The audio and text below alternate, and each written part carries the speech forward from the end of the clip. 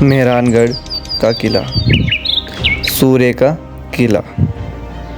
जोधपुर विश्व भर में नीली नगरी से प्रसिद्ध है, यानी ब्लू कलर से। सदियों पहले यहाँ पर ब्राह्मण थे। उन्होंने अपने आप को अलग दिखाने के लिए सारे घरों को नीला रंगवा दिया था, और ये परंपरा आज भी बरकरार है। मतलब जो परंपरा सदियों पहले थी वो परंपरा प्रेजेंट यानी वर्तमान में भी है। मारवाड़ पर राज राठौर वंश के सूर्यवंशी राजपूतों का था, और इसी वजह से उन्होंने अपने गढ़ का नाम मेहरान रखा, जो संस्कृत शब्द में मेहर सूर्य से बना है। करीबन लगभग 800 साल पहले राठौड़ ने मारवाड़ में शरण ली।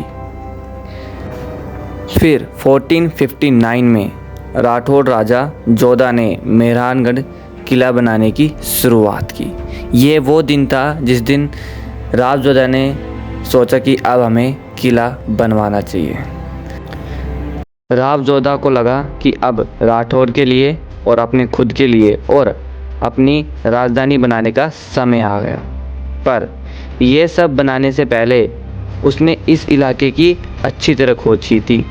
ये बात जितनी सुनने को अच्छी लगती है उतनी नहीं थी, और ये बात सीधी सीधी राव जोधा को पता थी। यहाँ पर एक पहाड़ है जिसे भेड़ा कहा जाता है, और सबसे हैरानी की बात यह है कि इस पहाड़ के ऊपर ही किला बनवाया जा रहा था।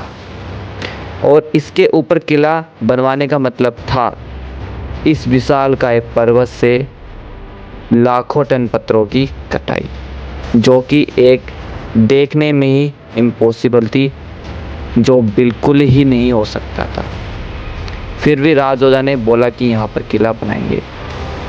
फिर शुरू हुई इंसान और पहाड़ के बीच जंग। ये वो टाइम था जब इंसानों ने प्रण लिया कि हम ये चट्टानों को काट कर रहेंगे। और क्या था, फिर शुरू हो गई इंसान और पत्थरों के बीच की जंग। पर ट्विस्ट यहाँ पर नहीं, अभी ट्विस्ट फिर आता है। खंडवालिया समाज जिनके पास था एक खास हुनर, और वो खास हुनर क्या था पता है? वो खास हुनर था कि उनके पास पत्थरों को काटने का एक खास हुनर था। हाँ, आपने सही सुना, खंडवालिया समाज जिनके पास था एक खास हुनर।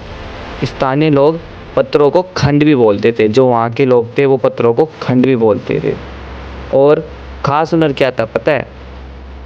ये उन खंडों को बड़े अच्छे से जानते थे, जो पत्थर की चट्टानें हैं उन्हें वे अच्छे से जानते थे। कौन? खंडवालिया समाज।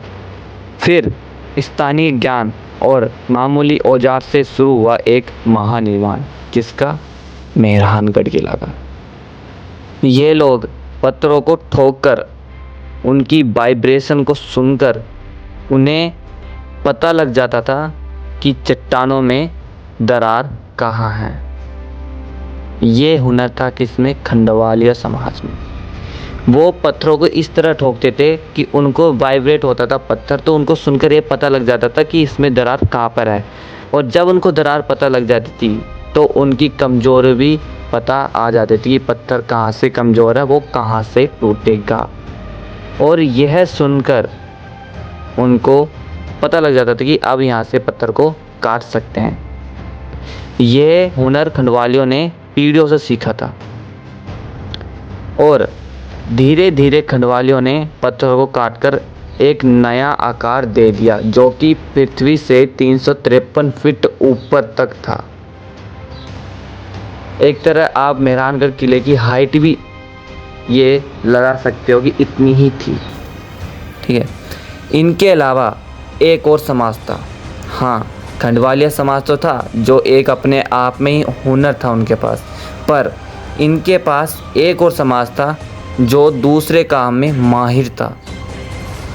कहते हैं कि एक हाथ से ताली नहीं बजती, दोनों हाथ ताली बजती, वो ही वाला हिसाब था। और जो दूसरा समाज था उनके पास खास हुनर ये था कि वो भारी से भारी चीज़ों को उठा सकते थे। यहाँ वो अपनी स्थानीय ज्ञान की वजह से और अपना दिमाग लगाकर वो भारी से भारी पत्थरों को उठाने में सक्षम थे। सबसे हैरान करने वाली बात तो ये है कि जो ये इमारत है, जो ये मेहरानगढ़ का इतना बड़ा किला है, जो इतने बड़े पत्थर के ऊपर ये मेज़बान है, इसका कोई नक्शा नहीं था, ना कोई इसका ड्राइंग था, कुछ नहीं था। और इसकी एक स्ट्रक्चर इंजीनियरिंग शायद उनके अपने ही ज्ञान पर आधारित थी। मतलब वो अपने खुद के ज्ञान से इसको तैयार कर रहे थे, ना कोई इसका नक्शा था, ना कोई इसकी ड्राइंग थी कि ये किस तरह का बनेगा।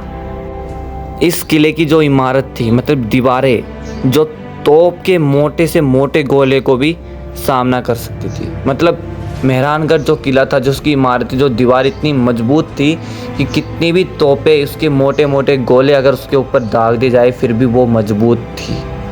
हाँ, और इस मेहरानगढ़ किले के ऊपर तोप में तोपें लगा रखी है, तोप ही तोप, हर किनारे पे तोप लगा रही है, वहाँ जाना अलाउड नहीं है, और तोप बिछा रही थी ऊपर। सन था 1741 में मेहरानगढ़ के राठौड़ अपनी मौत को गले लगाने गंगावाना में युद्ध के लिए निकले। इनका ये था, जब कोई ये महायुद्ध लड़ने जाते थे तो उससे पहले जितने भी जो अपने युद्धवीर थे, जो सारे इकट्ठे बैठते थे और एक जल पीते थे, और जो उनका पगड़ी थी उन सबको उतार देते थे और एक केसरी की पगड़ी धारण करते थे। जब ये मृत्यु दंड लेने जाते थे कि अब हमारा वापसी होना नामुमकिन है, उसके लिए ये करते थे। और सन 1741 था जब वो एक गंगावाना युद्ध के लिए निकले। राजपूताना का खून की यही गान और यही शान उस मेहरानगढ़ के किले में हर तरफ घूमती है। इनके गौरव की गौरवता गाथा आज भी सूबे दुर्ग में मेहरानगढ़ में शान से गूंजती है। ये थी कुछ मेहरानगढ़ की छोटी सी और सिंपल सी आपकी नॉलेज जो आपको हमने बताई है। काफ़ी बड़ी इसकी कहानी है, काफ़ी बड़े इसके चर्चे हैं, जितनी वीडियो उतनी चर्चे, जितनी किताबें उतनी बातें, तो इसका कोई अंत ही नहीं है। बस मेरी तरफ से आपको बस इतनी वीडियो मैंने पेश की, जो कि मैं खुद वहाँ विज़िट करके आया था, मुझे बहुत ही अमेजिंग लगा, जो देखने में एक बहुत ही यादगार साबित था।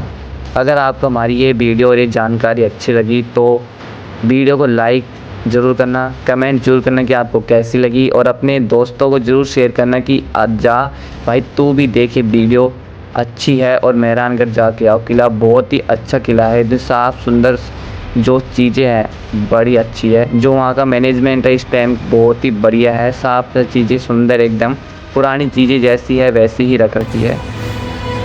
अगर आप मेरे चैनल पर नए हो तो चैनल को सब्सक्राइब कर लेना, क्योंकि आगे ऐसी और अनोखी वीडियो मैं लाता रहूँगा, इंटरेस्टिंग वीडियो, जहाँ पर आपके लिए बताता रहूँगा कि कौन सी पैलेस कौन सी जगह है। और लाइक एंड कमेंट शेयर जरूर कर देना। मिलते हैं नेक्स्ट वीडियो में, जब तक आप मेरी वीडियो को शेयर करो और अच्छी लगे कमेंट जरूर करना। देखो आप वीडियो को, और मिलते हैं नेक्स्ट वीडियो में।